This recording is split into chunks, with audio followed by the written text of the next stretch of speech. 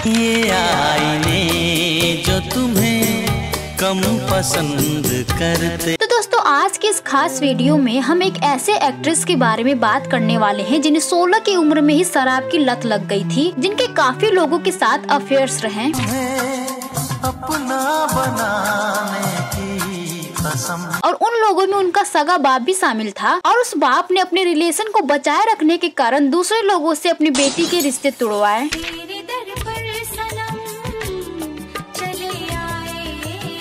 ऐसी एक्ट्रेस जिनकी पूरी लाइफ विवादों में घिरी रही और वो एक्ट्रेस है पूजा भट्ट। जी हाँ दोस्तों, पूजा भट्ट को कोई उनकी एक्टिंग के लिए नहीं जानता, बस उनकी कंट्रोवर्सीज के लिए जानते हैं। तो दोस्तों आपको बता दें कि पूजा का जन्म 24 फरवरी 1972 को मुंबई में हुआ था। पूजा भट्ट के पिता इंडस्ट्री के एक जाने माने फिल्म मेकर जिनका नाम है महेश भट्ट। पूजा का एक सगा भाई भी है जिनका नाम है राहुल भट्ट। फिल्म मेकर धर्मेश दर्शन, सुनील दर्शन, मिलन दरिया, मोहित सूरी, इमरान हाशमी और उदित गोस्वामी पूजा भट्ट के रिलेटिव्स हैं। और अब अगर पूजा भट्ट की पढ़ाई की बात की जाए तो उन्होंने खास पढ़ाई नहीं किया है, क्योंकि जिस समय उनकी पढ़ाई की उम्र थी उस समय उनके माता पिता का डाइवोर्स हो गया था और पूजा भट्ट अपने छोटे भाई के साथ अपनी माँ के साथ रहा करती थी, जबकि उनकी माँ महेश भट्ट से अलग होने के कारण बहुत ही मुश्किल से गुजारा कर रही थी।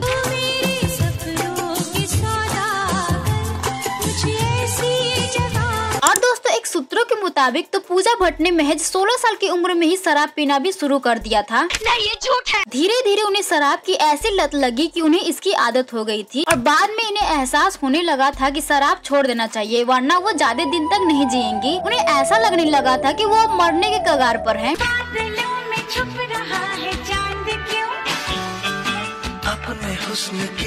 लेकिन दोस्तों आपको बता दें कि पूजा भट्ट शुरू से ही एक्टिंग के फील्ड में नहीं बल्कि वो एक एस्ट्रोनॉट बनना चाहती थी, लेकिन बुढ़ऊ ऐसा नहीं चाहते थे और यही वजह था कि महज 12 साल की उम्र में ही पूजा भट्ट महेश भट्ट के साथ में फिल्म के सेट पे रेगुलर अपने पापा के साथ में जाती थी। और जब पूजा भट्ट 17 साल की हुई तो महेश भट्ट ने इसे फिल्म डैडी से लॉन्च किया और इस फिल्म में पूजा भट्ट की काम की खूब तारीफ हुई। इसके बाद 1991 में दिल है कि मानता नहीं में पूजा भट्ट को फिर से बड़े लेवल पे लॉन्च किया गया और आमिर खान के साथ में ये एक बड़ी हिट फिल्म साबित हुई।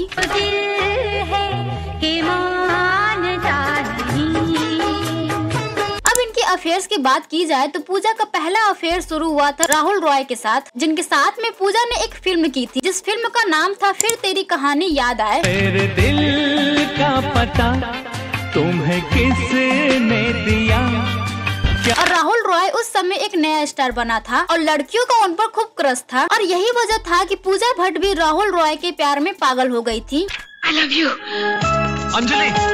और जब महेश भट्ट को इन दोनों के अफेयर के बारे में पता चला तो कहा जाता है कि महेश भट्ट ने पूजा पर पाबंदी लगाने शुरू कर दिए थे, लेकिन पूजा पर पाबंदी के बाद भी जब पूजा और राहुल रॉय का रिश्ता टूटा नहीं तो महेश भट्ट ने अपने पावर का इस्तेमाल करके राहुल रॉय का करियर बर्बाद कर दिया। कटे नहीं कटता है तेरे बिना मेरे। फिर दोस्तों राहुल रॉय से रिश्ता टूटने के बाद पूजा की नजदीकियों की चर्चा मिथुन चक्रवर्ती के साथ हुई। दरअसल मिथुन दा और पूजा भट्ट ने एक फिल्म में साथ में काम किया था और फिल्म का नाम था तड़ीपार और इस फिल्म के दौरान मिथुन और पूजा के बीच अफेयर की चर्चा होने लग गई थी। आज पहली बार दिल की बात की है आज। हालांकि मिथुन दा उस समय शादीशुदा थे और महेश भट्ट इसी बात का फायदा उठाकर इन दोनों का भी रिश्ता तुड़वा दिया। दरअसल महेश भट्ट को जब पता चला कि मिथुन दा और पूजा के बीच कुछ खिचड़ी पक रही है तो महेश भट्ट ने मिथुन दा की वाइफ योगिता बाली से गुपचुप मुलाकात की और उसे मिथुन और पूजा भट्ट के रिश्ते के बारे में बता दिया। इसके बाद मिथुन की वाइफ ने मिथुन से पूजा भट्ट से रिश्ता तोड़ने को कहा। फिर पूजा का मिथुन संग रिश्ता टूट गया। आपको बता दें कि महेश भट्ट कभी चाहता ही नहीं था कि उसकी बेटी का रिश्ता किसी और के साथ में रहे, इसलिए जब भी पूजा भट्ट किसी से रिश्ता बनाती तो उससे पहले ही महेश भट्ट तिगड़मबाजी करके दोनों का रिश्ता तुड़वा देता।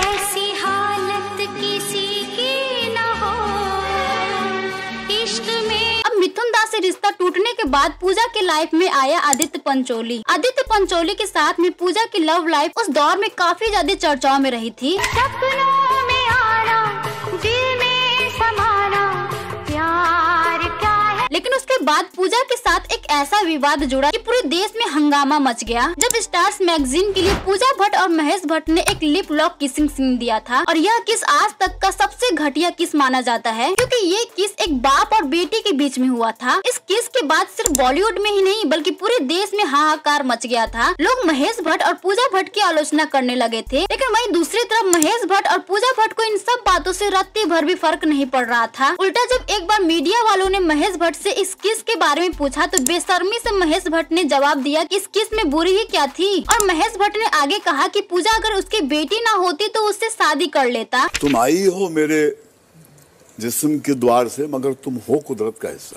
और इसे कई साल के बाद तक मीडिया में यही चर्चा होती रही थी कि पूजा भट्ट महेश भट्ट के साथ रिलेशनशिप में है। एक बाप और एक बेटी एक दूसरे के साथ में रिलेशन में थे और किसी ने भी इन दोनों के खिलाफ ना आवाज उठाई और ना ही बॉलीवुड वालों ने इन्हें बॉयकॉट किया। उल्टा महेश और पूजा भट्ट को इंडस्ट्री में आज भी इज्जतदार लोगों में गिना जाता है। आने वाला कल एक सपना है,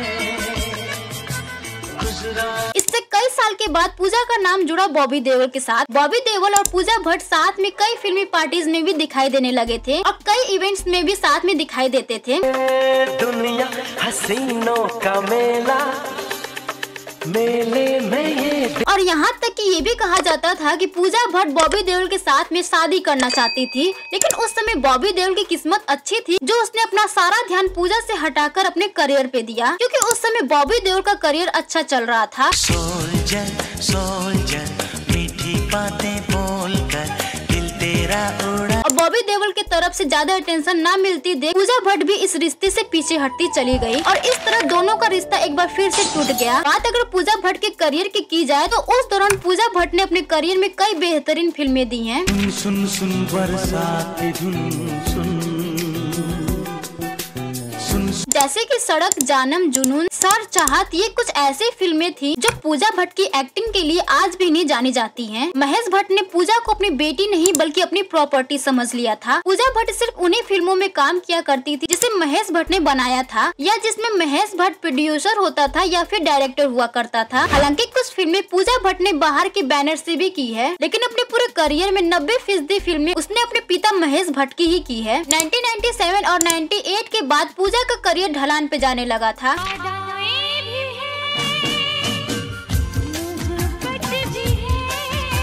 1998 में कभी न कभी, अंगारे और जख्म जैसी फिल्में तो दी, लेकिन सारी की सारी फिल्में फ्लॉप साबित हुई। इसमें जख्म मूवी थी जो थोड़ी हिट थी, लेकिन उसमें पूजा का सपोर्टिंग रोल था और बहुत छोटा सा रोल था। दोस्तों बॉबी देओल के बाद पूजा भट्ट का नाम जुड़ा रणवीर शौरी के साथ। पूजा भट्ट और रणवीर का रिलेशन कई सालों तक चला था, लेकिन इन दोनों के रिलेशन में सबसे ज्यादा चर्चा प्यार की नहीं बल्कि लड़ाई झगड़े की होती थी। इस रिश्ते का एंड भी बहुत ज्यादा विवादों में रहा था। दरअसल पूजा ने अपने ब्रेकअप के दौरान रणवीर शौरी पे आरोप लगाया था कि रणवीर शराब पीकर उसकी पिटाई किया करता था, और वहीं दूसरी तरफ रणवीर ने भी पूजा भट्ट पे आरोप लगाया था कि पूजा उसे धमकियां देती थी और अंडरवर्ल्ड के नाम से डराती थी। इन दोनों की लड़ाई और ब्रेकअप की चर्चा उस दौरान मीडिया की सुर्खियों में बना रहता था।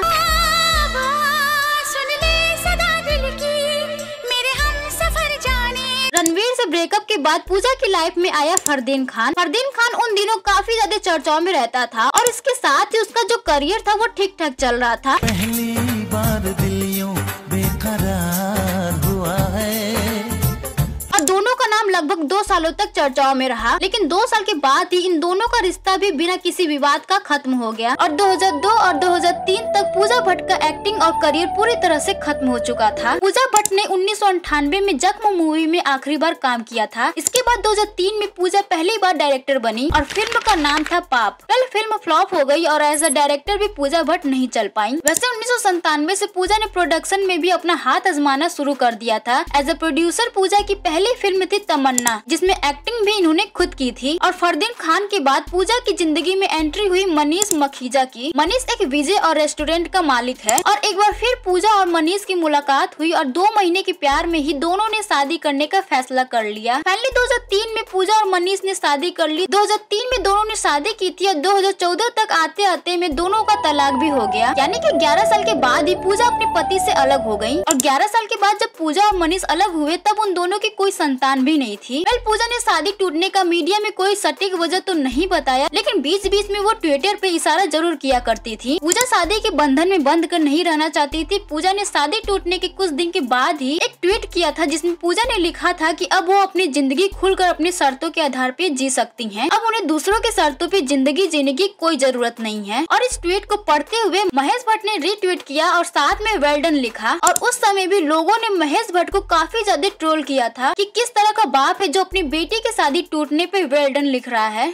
आपको बता दें कि पूजा भट्ट ने अपने पूरे करियर में सिर्फ 30 फिल्मों में ही एक्टिंग की है, जिसमें कि लगभग 24 फिल्में खुद महेश भट्ट ने बैनर की फिल्में थी। यानी कि पूजा भट्ट के करियर में 6-7 फिल्में ही ऐसी थी जो बाहर के बैनर की फिल्में थी। फिर शादी के बाद पूजा भट्ट का नाम सोहेल खान के साथ में जुड़ चुका था। हालांकि सोहेल खान के साथ में पूजा भट्ट की अफेयर बहुत ज्यादा लंबा नहीं चला था। पूजा और सोहेल का रिश्ता उसी तरह खामोशी से खत्म हो गया था जिस तरह शुरू हुआ था। पूजा भट्ट का अगर पूरे करियर की बात की जाए तो पूजा भट्ट का करियर सिर्फ विवादों में ही गुजरा है। इश्क ने जला दिया, सब कुछ भुला दिया। महेश भट्ट ने जिस तरह पूजा के करियर को सिर्फ अपने बैनर तक सीमित कर दिया था, उससे कहीं न कहीं यह महसूस होता है कि महेश भट्ट पूजा पर एक बेटी से अलग भी अपना एक हक जताता था। महेश भट्ट ने जिस तरह शुरू में पूजा भट्ट के रिलेशन को तोड़वाया, वो भी काफी हैरान करने वाला था। महेश भट्ट और पूजा का रिश्ता हमेशा शक के घेरे में रहा है। और उससे भी हैरान वाली बात तो ये है कि दोनों बाप बेटी ने लोगों के इस गलत फहमी को दूर करने की कभी भी कोशिश नहीं की है, क्योंकि वो दोनों जानते हैं कि ये अफवाह नहीं बल्कि सच्चाई है। वैसे खुद महेश भट्ट भी यही चाहते थे कि दोनों बाप बेटी का जो नाजायज रिश्ता है वो दुनिया की नजरों में आए, और यही वजह था कि दोनों बाप बेटी ने मैगजीन के लिए किसिंग पोजेस भी दिए। और दोस्तों यहाँ पे सिर्फ महेश भट्ट को गलत नहीं कहा जा सकता, क्योंकि एक इंसान के दिल दिमाग में अगर गंदे विचार आ भी रहे हैं तो दूसरा उसे रोक सकता है, दूसरा उसे समझा सकता है। लेकिन पूजा ने अपने पिता के गंदे विचारों में न सिर्फ साथ दिया बल्कि गंदे और बेशर्मी वाले रिश्ते को जन्म तक दिया। और लाखों करोड़ों लोग भी आज इन्हें अपना आइडियल मानते हैं और इन्हें सोशल मीडिया पे फॉलो भी करते हैं। अभी के लिए बस इतना ही। वीडियो पसंद आया तो वीडियो को लाइक करके चैनल को सब्सक्राइब जरूर कर ले, ताकि ऐसे ही मजेदार वीडियो आप तक पहुंचती रहे। तब तक के लिए मिलते हैं अगले नेक्स्ट वीडियो में। म्यूजिक महेश दल्ले बेड़ा गल्ले बेनी बाप तेरा नल्ला है, बड़ा हुक्का